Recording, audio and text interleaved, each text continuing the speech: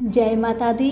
मेरे सभी प्यारे दोस्तों, मैं लक्ष्मी शर्मा बड़ों को चरण स्पर्श, छोटों को प्यार और बराबर वालों को दिल से नमस्कार करती हूँ।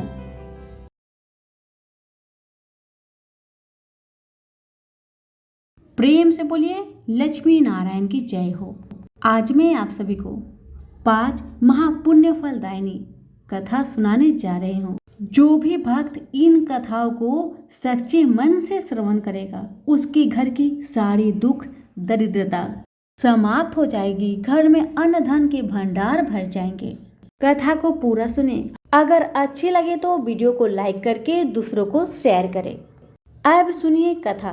प्रथम कथा है धरती माता की। धरती माता के व्रत व पूजन का विशेष महत्व शास्त्रों और पुराणों में वर्णित है। धरती माता का व्रत और पूजन करते समय धरती माता की कहानी सुनी जाती है। जो भी व्यक्ति सच्चे मन से धरती माता की पूजा करता है तो उसे पाप कर्मों से छुटकारा मिलता है। धरती माता की कहानी सुनने से व्यक्ति की मनोकामनाएं पूर्ण होती है। प्रेम से बोलिए धरती माता की जय हो। अब सुनिए कथा। प्राचीन समय की बात है। एक गांव में एक माँ और उसका बेटा बेटी रहा करते थे। माँ गरीब थी। वह मजदूरी करके अपने परिवार का पेट भरती थी। धीरे धीरे दिन गुजरते गए और बच्चे बड़े होने लगे। बेटी शादी की योग्य हो गई। तब माँ बूढ़ी हो गई। माँ ने अपने बेटे से कहा कि बेटा, तेरी बहन शादी की योग्य हो गई है, इसलिए तेरे जैसा घर वर देखकर उसकी शादी करना। ऐसा बोलकर माँ तो कुछ दिनों के बाद मर गई। उसका भाई गांव-गांव में घूमा, लेकिन बहन की योग्य पति नहीं मिला। वह घूम घूम कर थक गया और एक दिन सोचने लगा कि मेरे जैसा तो इस दुनिया में कोई नहीं है, इसलिए मैं ही इससे शादी कर लेता हूँ। ऐसा सोचकर वह चुनरी और शादी के लिए सब सामान ले आया।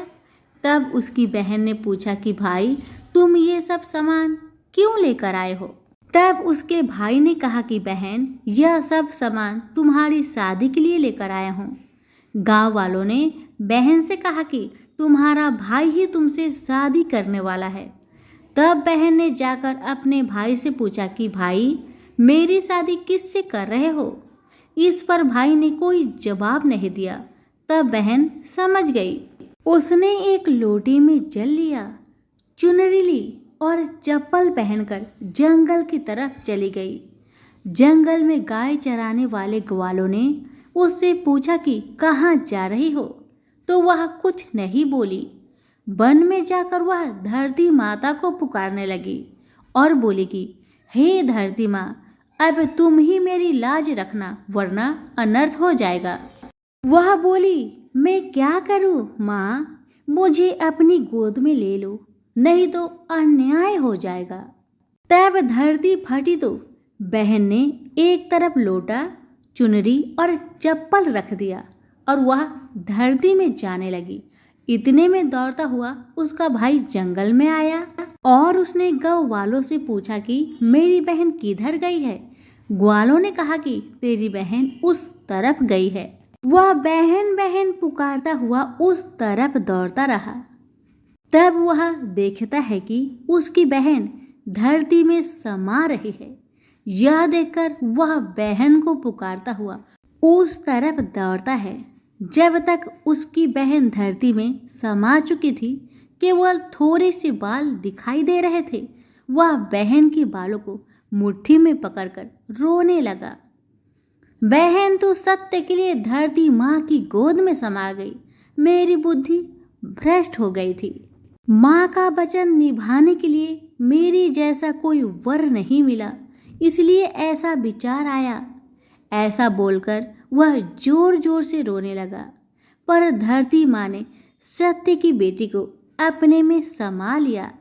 जो बाल बाहर थे वे दूब बन गए।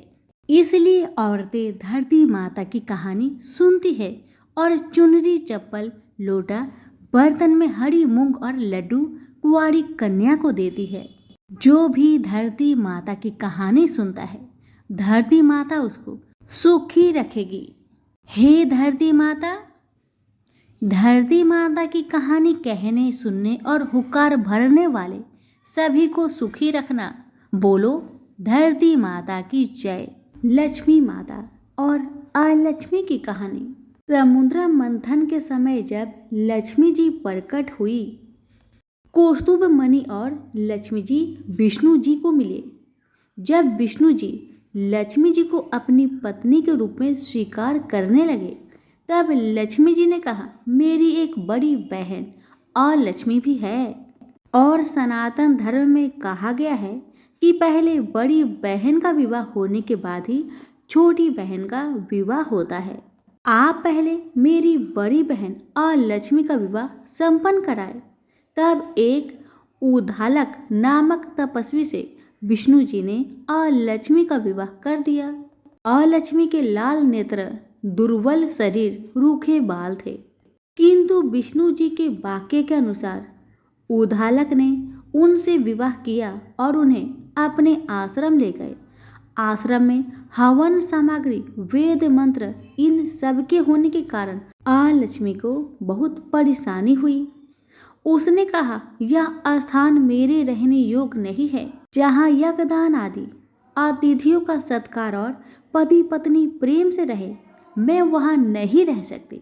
जहाँ दिन रात लड़ाई झगड़े हो, अतिथियों का सत्कार ना होता हो, मुझे ऐसा स्थान प्रिय है।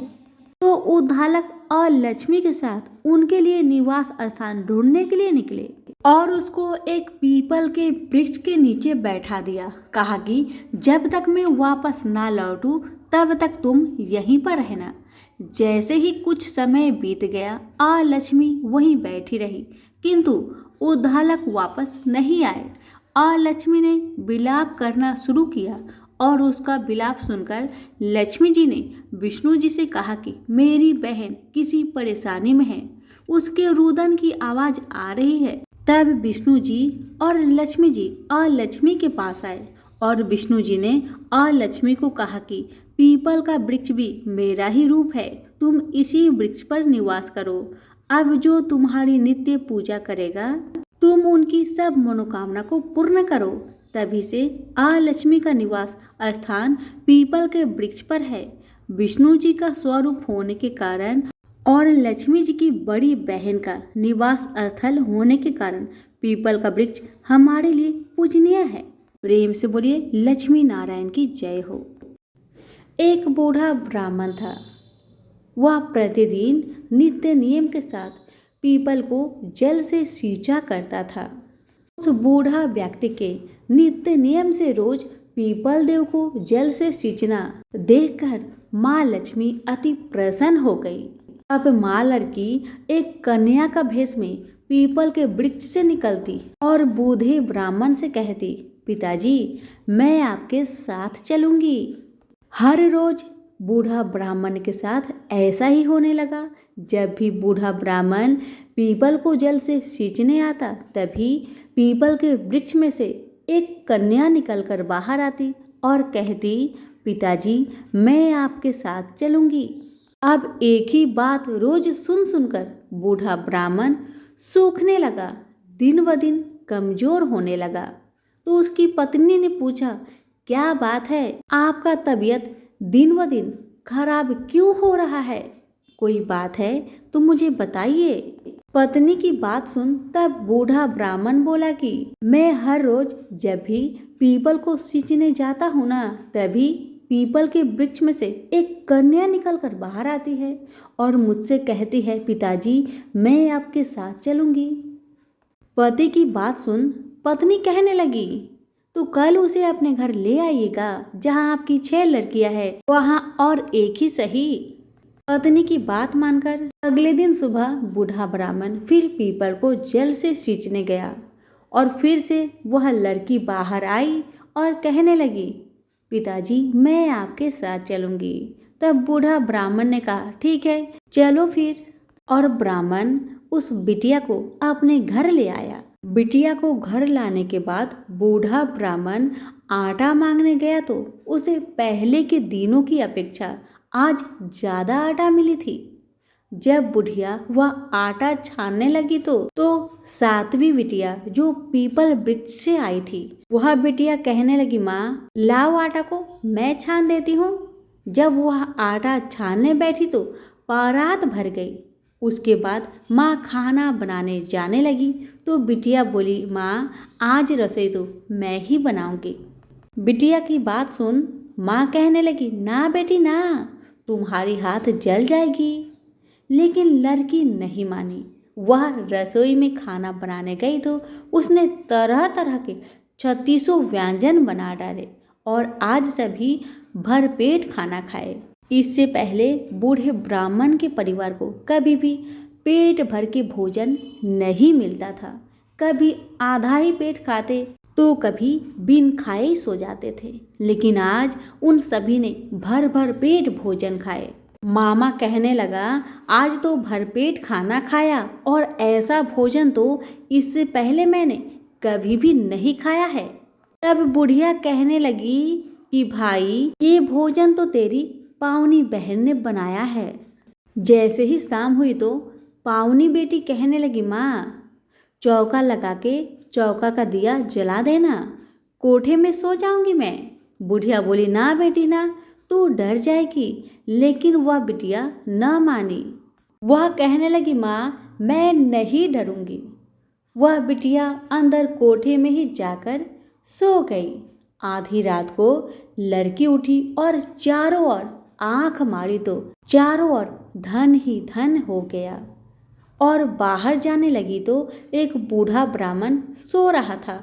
उसने देखा तो कहा, बेटी तू कहाँ चली जा रही है? तब बिटिया बोली, मैं दरिद्रता दूर करने आई थी। अगर तुम्हें दूर करवानी है तो करवा लो। तब बूढ़ा ब्राह्मण ने कहा, हाँ बिटिया जैसी तुम्हारी इच्छा। तो बिटिया रानी ने बूढ़े के घर में भी आँख से देखा तो चारों तरफ धन ही धन हो गया। तब बूढ़ा ब्राह्मण का परिवार सुबह सोकर उठे तो लड़की को घर में ना देखकर उसे ढूंढने लगे कि मेरी पावनी बेटी कहाँ चली गई। तो बाहर वाला बूढ़ा ब्राह्मण बोला कि वह तो लक्ष्मी माता थी जो तुम पर प्रसन्न होकर तुम्हारे घर की सारी दरिद्रता को दूर कर गई। हे लक्ष्मी माता, जैसे आपने उनकी दरिद्रता दूर की वैसे ही हम सबकी करना। कहानी कहने वालों के भी, सुनने वालों के भी, हुक्कारे भरने वालों के भी, सभी के परिवार पर अपनी कृपा सदा बनाए रखना। तो सभी प्रेम से बोलिए, लक्ष्मी माता की जय हो। कथा बहुत समय पहले की बात है। एक गांव में एक ननद भाभी रहा करती थी। ननद अभी कंवारी थी।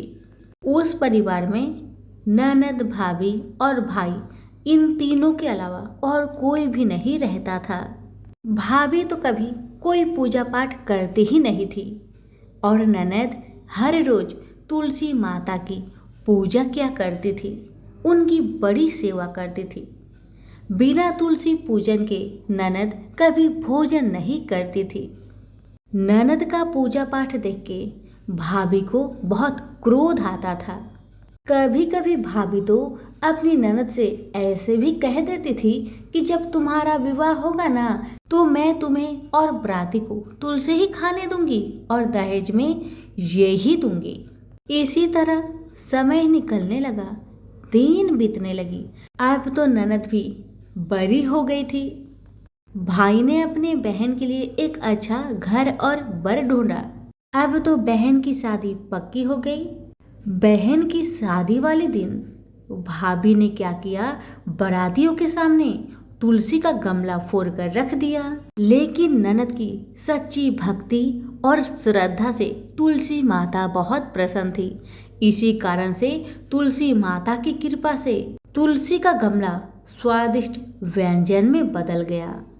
ये चमत्कार देखकर भाभी बहुत आश्चर्यचकित हो गई। लेकिन फिर भी उसका आदत नहीं गया। उसने फिर क्या किया, अपने ननद को गहने के बदले में तुलसी की मंजरी पहना दी।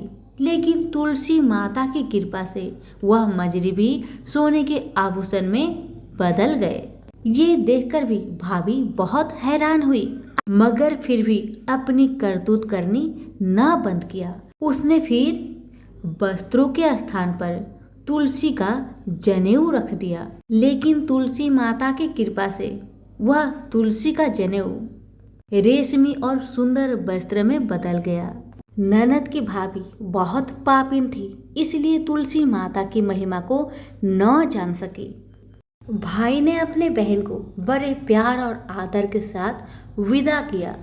बहन ससुराल में गई।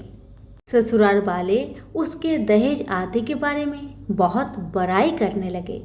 जब ये बात भाभी को मालूम हुई तो उसे बड़ा आश्चर्य हुआ और तुलसी जी की पूजा का महत्व उसको समझ में आ गया। भाभी की एक लड़की थी। अब भाभी सोचने लगी, क्यों ना मैं भी अपनी बेटी को तुलसी माता की पूजा करने को कहूँ। अब तो भाभी अपनी लड़की से कहने लगी कि तू भी तुलसी माता की सेवा कर, तुझे भी बुआ की तरह फल मिलेगा। पर लड़की अपनी माँ के जैसी ही थी, उसे तुलसी की सेवा में मन नहीं लगता था। भाभी की लड़की हर रोज सुबह स्नान करके ऊपर के मन से अपनी माँ की बात रखने के लिए तुलसी माता की पूजा कर लिया करती थी, मगर मन उसका पूजा में कभी नहीं लगा।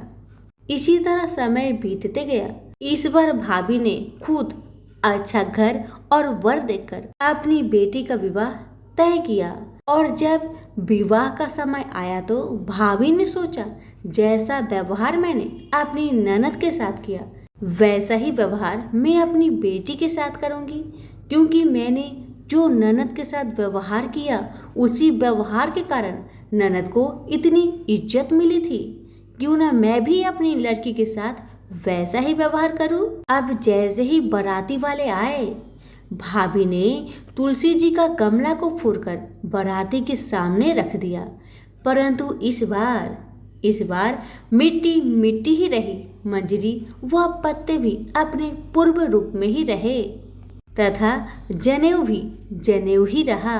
सभी बाराती भाभी की बुराई करने लगे। ससुराल में भी लड़की की और उसकी माँ की बहुत बुराई हो रही थी। भाभी को अपनी ननद से बहुत जलन होता था। इस कारण भाभी अपनी ननद को बहुत कम ही घर पर बुलाया करती थी, पर भाई अपने बहन को बहुत मानता था। भाई ने एक दिन सोचा, बहन की शादी किए हुए बहुत साल हो गए, क्यों ना मैं अपने बहन से मिलकर आऊं, उसके ससुराल जाऊं। अब भाई ने अपनी इच्छा अपनी पत्नी को बताया। पत्नी से कहा, कुछ सौगात ले जाने के लिए कुछ दो। बहन का घर जाऊंगा, खाली हाथ कैसे जाऊं, कुछ हो तो मुझे दो। भाभी ने क्या किया, गुस्से से जुआर एक थैले में भरकर कहा, लो इसी को लो और अपनी बहन के घर ले जाओ। मेरे पास और कुछ नहीं है, यही है, इसी को ले जाओ। बेचारा पति दुखी मन से चल दिया, वही जुआर भरे थैले को लेकर, और मन ही मन में सोचते जा रहा था, भला कोई भाई अपने बहन के ससुराल में जुआर ले जाता है। यही सोचते सोचते भाई बहन के ससुराल की तरफ जा रहा था। उसने सोचा, ये जुआर बहन के ससुराल ले जाऊंगा तो लोग क्या कहेंगे, क्यों ना मैं इसे गाय को खिला दूं। भाई जब बहन के नगर के समीप पहुंचा और उसने एक गौशाला में गाय के सामने जुआर का थैला उलट दिया। जुआर को उलटता देखकर तब गौपालक ने कहा, ए भाई तुम ये क्या कर रहे हो, सोना मोती गाय के आगे क्यों डाल रहे हो। भाई ने जब नीचे देखा तो सचमुच हीरे मोती सोना चांदी जगमगा रहे थे। भाई ने तुलसी माता के चमत्कार को जान लिया और जोर जोर से तुलसी माता की जयकारा लगाने लगा और सारी कहानी उस गौपालक को बताया था। सोना चांदी हीरा मोती थैले में भरकर बहुत प्रसन्न मन से अपने बहन के घर गया। बहन भाई को देखकर बहुत प्रसन्न हुई और अपनी भाई की बहुत आवभगत की।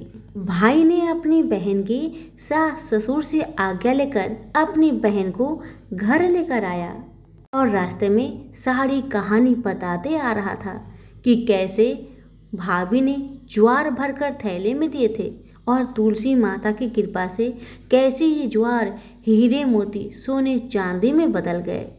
भाई को तुलसी माता का महिमा पता चल गया था। अब भाई और बहन घर आकर अपनी भाभी को सारी कहानी बताते हैं और तुलसी माता की महत्व को समझाते हैं और पूजन करने का फल उसे भी बताते हैं। अब तो भाई और भाभी और उसकी बेटी तीनों जन मिलकर हर दिन तुलसी माता का पूजन किया करते थे और तुलसी माता भी उनके पूजन से प्रसन्न होकर उनके घर में अन्न धन के भंडार भर दिए और भाभी की बेटी को भी अच्छा घर और वर मिला। तो सभी मिलकर बोलिए तुलसी मैया की जय हो।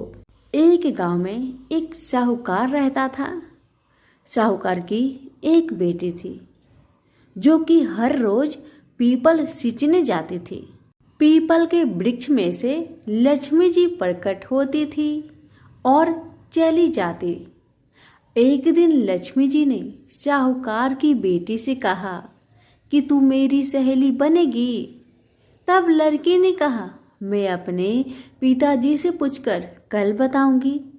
अब साहूकार की बेटी ने घर आकर अपने पिता को सारी बात बताई। तब उसके पिताजी बोले कि वह तो लक्ष्मी माता है, आपने को और क्या चाहिए, तुम लक्ष्मी माता की सहेली बन जाओ। दूसरे दिन वह लड़की फिर गई।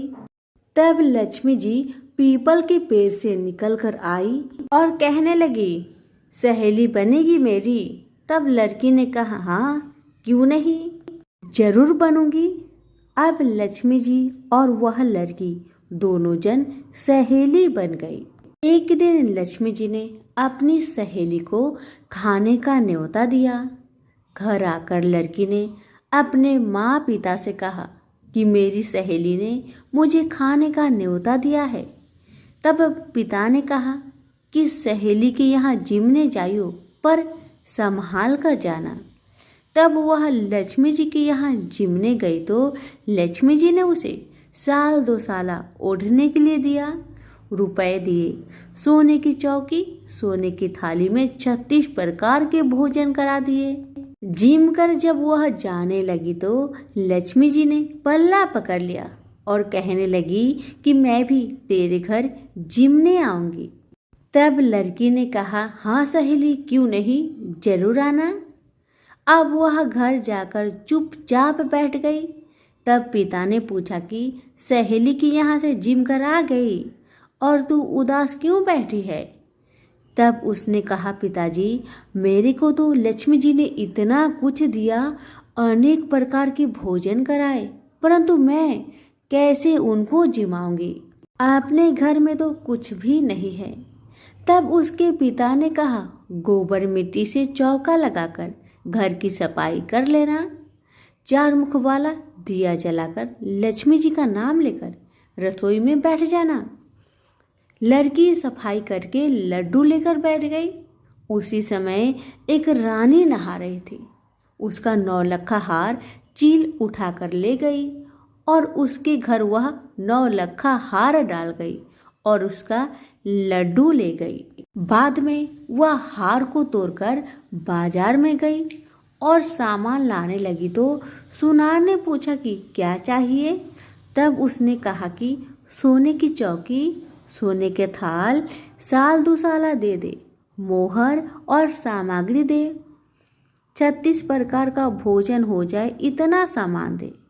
सारी चीजें लेकर बहुत तैयारी करी और रसोई बनाई। तब गणेश जी से कहा कि लक्ष्मी जी को बुलाओ। आगे आगे गणेश महाराज, पीछे पीछे लक्ष्मी जी आई। उसने फिर चौकी डाल दी और कहा सहेली चौकी पर बैठ जा। तब लक्ष्मी जी ने कहा सहेली चौकी पर तो राजा रानी के भी मैं नहीं बैठी, किसी के भी यहाँ नहीं बैठी। तो उसने कहा पर मेरे यहाँ तो तुम्हें बैठना ही पड़ेगा। फिर लक्ष्मी जी चौकी पर बैठ गई। तब उसने बहुत खातिर की, जैसे लक्ष्मी माता ने करी थी वैसे ही उसने भी करी। लक्ष्मी जी उस पर बहुत प्रसन्न हुई और घर में खूब रुपए एवं लक्ष्मी हो गई। साहूकार की बेटी ने कहा, मैं अभी आ रही हूँ, तुम यहीं पर बैठी रहना। और वह चली गई। लक्ष्मी जी गई नहीं और चौकी पर बैठी रही। उसको बहुत दौलत दी। हे लक्ष्मी माता, जैसे आपने साहूकार की बेटी को दिया वैसे सबको देना। कहानी सुनते, हुक्कारा भरते अपने सारे परिवार को देना।